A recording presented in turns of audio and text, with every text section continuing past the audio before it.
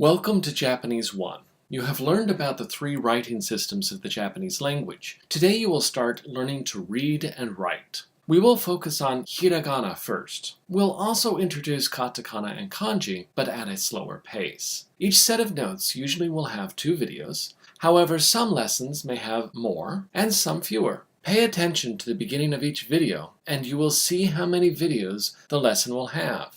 This set of notes has 3 videos, and you're watching the first one. Use your packet to help you learn the characters. Feel free to pause the video or even replay portions of it to help you understand.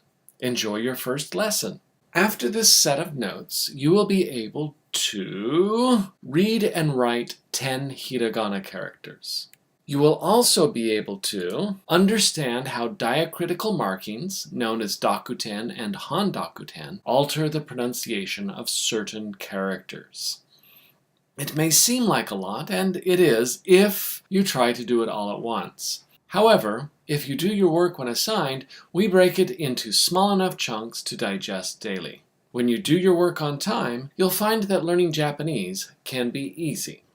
Our first ever hiragana character is ku. Ku is a simple character. It is a single stroke and looks similar to the greater than symbol you see in your math class. Notice how it starts just right of center in the box. The stroke comes to a complete stop, denoted by the S at the bottom.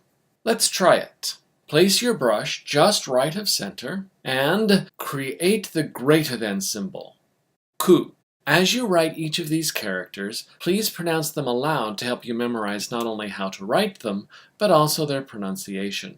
Many students ask the best way to memorize characters. That depends a lot on the individual student. We'll provide you several suggestions about how to memorize them. One is to use good old-fashioned flashcards. You can study these anytime, anywhere. Another one is online quizzes and games, and you can even make online flashcards. Another way to remember characters is to think of a picture that contains the character and can be described using the pronunciation. For example, to remember ku, you may think of a cuckoo bird, or a bird that is just going cuckoo. Perhaps you can think of something better for yourself. In your packet, don't complete the entire row right now. In the 3rd video, we'll explain how to use this tool to help you memorize the characters. Our next character is also one stroke. It's she. She begins at the top center, it goes straight down, and then gently curves up again. Notice that as the stroke ends, it gets narrower. We call this a tail, and it is labeled with the T at the end of the stroke. A tail is accomplished by gradually lifting your brush, pen or pencil off the paper as you come to the end of the stroke. Let's try it together. Remember to say the pronunciation of she. We'll begin at the top center, then move down, curve gently upward, and raise our brush at the end of the stroke. She. Although the spelling is slightly different, it may be easy to remember this character if you remember that she has long flowing hair. Sorry about the gender-typical reference. You should try to think of something less dated.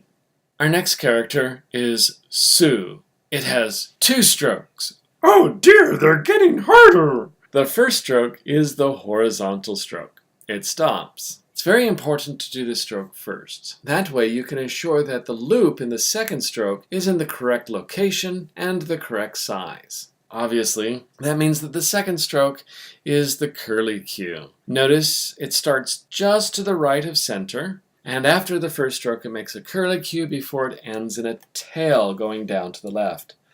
Let's try this together, and once again, remember to say the pronunciation Su as we finish the stroke. Stroke 1 is the horizontal stroke, and it stops. Stroke 2 starts to the right of center, goes down, makes a curly Q, and tails off to the left. Su. How can we remember this character? Think about planting a garden in the spring, knowing that the seeds will soon sprout. I don't know, that figure's a bit complicated. Can you think of something simpler? Oh my, we went from 2 strokes to 4! Ah! Ta also introduces the 3rd type of stroke ending, the the hook. The first stroke is again the horizontal stroke. You'll find this is almost always the first stroke for Japanese characters. The second stroke is the vertical stroke. Notice these two strokes both stop and they create a T to the left of center. Stroke 3 is basically a short horizontal stroke that is nestled below the first stroke, and it hooks as the brush changes direction to move to the fourth stroke. Notice the H at the end of the stroke to indicate a hook.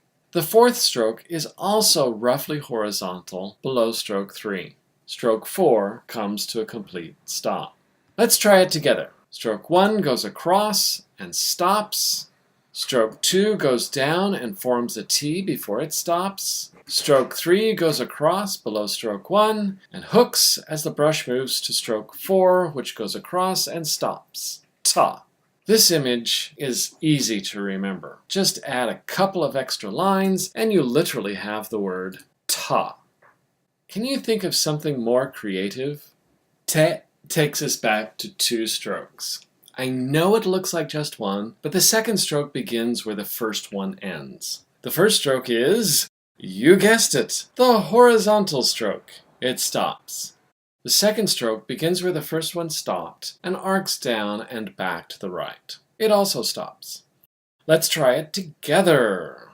Stroke 1 goes across the top and stops. Stroke 2 picks up where that left off and arcs down and stops. Te. Do you see that te kind of looks like the letter T? And if you draw 5 te characters, you'll have 10 strokes. I don't know.